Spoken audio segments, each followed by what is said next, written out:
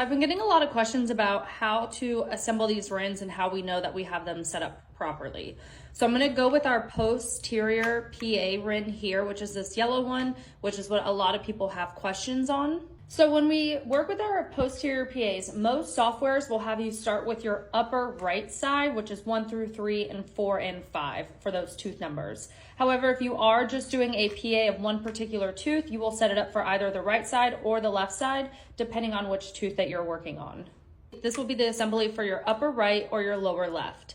So I always like to hold my bar or the arm in my right hand with my projections going out to the left side. I will then grab my bite block. I will put it in the projections of the bar or arm into the very last hole into my bite block and place that on. And then you will see here that with this ring or target, there is a, what I like to call a small side and a big side. So your small side is going to go on to your bar or arm. A way you can make sure that this is assembled right is that way when you're looking through your target or your circle, that you can see your bite block through the center of it. So check, I can do that. And then if I hold this up to my upper right side, I can tell that my bar is going to come out towards my midline, not towards the back of the patient's mouth. And that's another checkpoint that I have. So I know that this is properly assembled for the upper right, and then I would just flip it down for the lower left. Once I have it assembled for my upper right and lower left, like I said, most softwares will have you start on your upper right posterior PAs, then you'll go to your lower left posterior PAs, and then it will have you do this one-time flip to get you to go take your x-rays on the upper left and then the lower right. So with this one-time flip, what I like to do is just how I assembled it for my upper right and lower left, I like to have it this same way. And instead of taking it all apart, which is what I see most people do, I like to do one thing at a time to make sure I'm not repeating steps or basically assembling it how I just had it assembled. So when I go to do my one-time flip, first thing I'm going to do is I'm going to start with my target or my circle. So remember how we placed it on the small side first?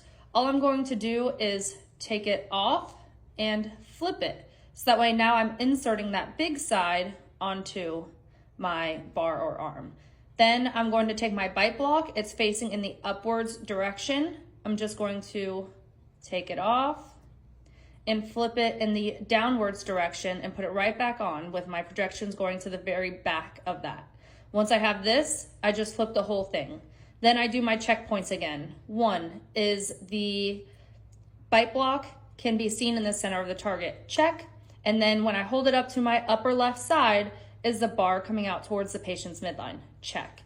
Once again, when I'm saying like you can see the center of it, if I were to have this on the wrong side, then you would not be able to see your bite block through the center of your target. When I am assembling my anterior PA Rinn, I like to hold this in my right hand, my bar, and then I always want to make sure that it's going in the upwards direction, not downwards, upwards. So it goes up like a director's chair or a set of stairs. I'm going to grab my bite block. Same thing per usual, the projections that come out of my bar or arm, I'm going to put in the back of my bite block.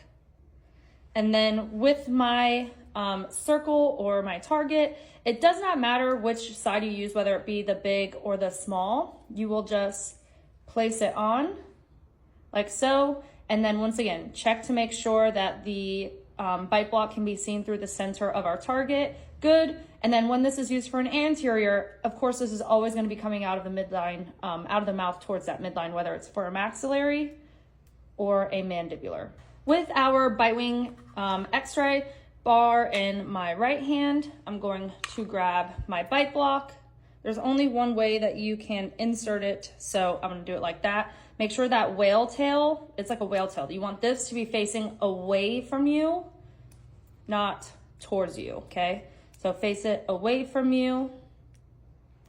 And then with my circle or my target, does not matter whether you use the small side. Once again, to check yourself, I will hold this and I will make sure that I can see my bite block through the center of my target. Check. And then when I place this on the mouth, the right side, I want to make sure that my bar is coming towards my midline. And then when I do my patient's left side, that the bar is coming out towards my midline.